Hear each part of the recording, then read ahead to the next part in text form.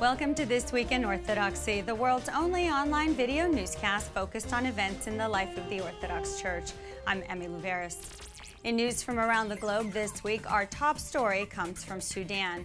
Miriam Ibrahim, the Ethiopian Orthodox Christian Sudanese woman sentenced to death while pregnant for refusing to renounce her Christian faith, was finally freed on Monday afternoon, only to then be detained at the airport on Tuesday with her husband and children while attempting to leave the country.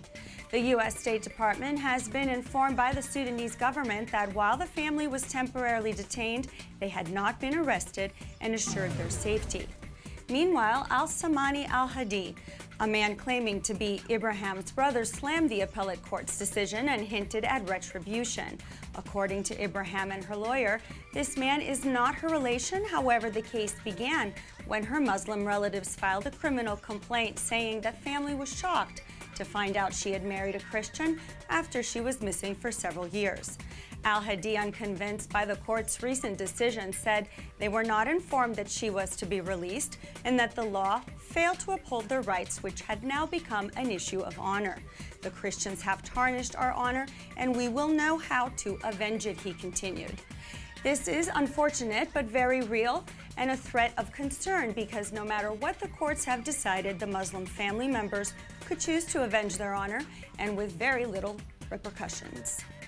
Ibrahim and her family are being kept in an airport safe haven until further decisions are made.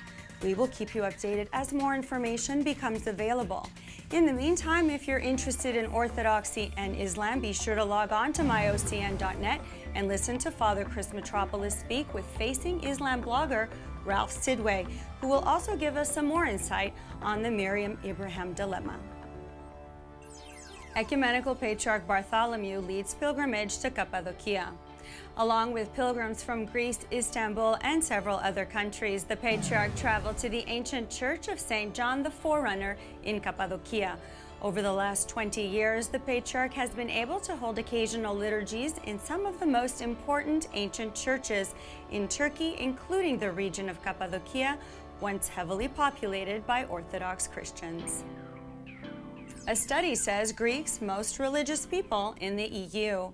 A pan-European survey conducted by the Department of Social Research in 19 European Union countries recognized Greeks as the most religious people in the European Union. According to the study, 75% of Greeks call themselves religious and 46% said that they pray regularly.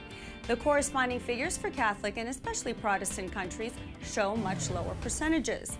25% of the population in predominantly Catholic countries pray regularly, in contrast to 17% in countries with Protestant citizens. The survey also found that 26% of Greeks attending church at least once a week, 25% of Catholics, and 7% in Protestant-dominated countries.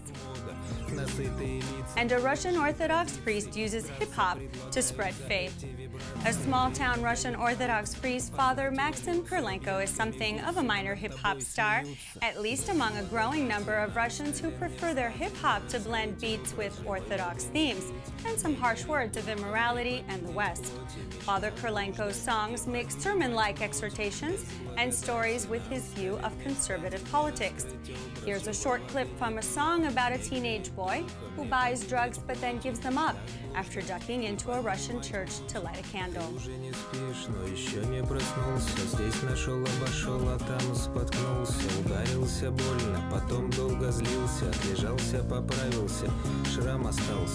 Другой трудился, ему и приз достался. Ты с обидой на мир, в ней нет вечности. Снова тупик, как выйти из беспечности. Проверки на прочность, тяжелый меч. Его не поднять на плечи, не бросить клич. Паралич, мечта и жизнь вошли в клинч. Кричи или плачь, но не станешь круче. Твоя тень не ты, хоть у ней шире плеч. Никто уже бисер для тебя не мечет. Хочешь быть лучше, чтобы бес не мучил. Имей сердце мягче, а волю крепче. Ключ благодати.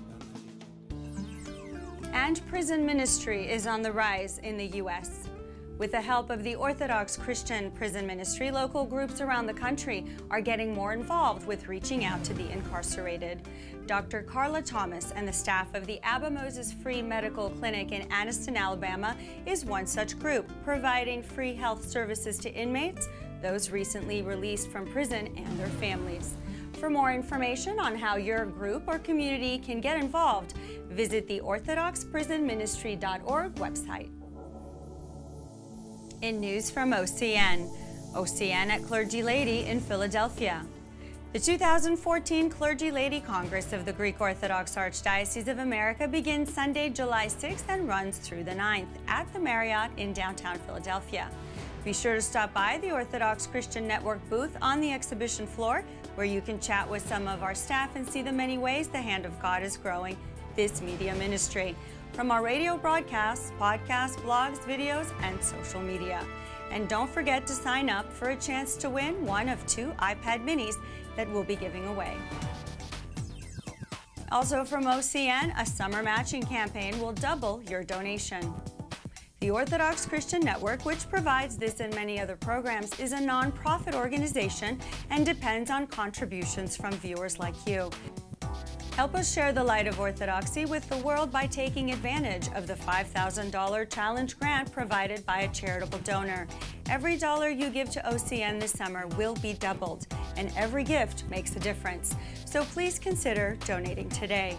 Visit myocn.net/donate or call us at 954-522-5567. And that's it for another edition of This Week in Orthodoxy. For everyone here at the OCN studios, I'm Emmy Louveris. Let's go forth in peace.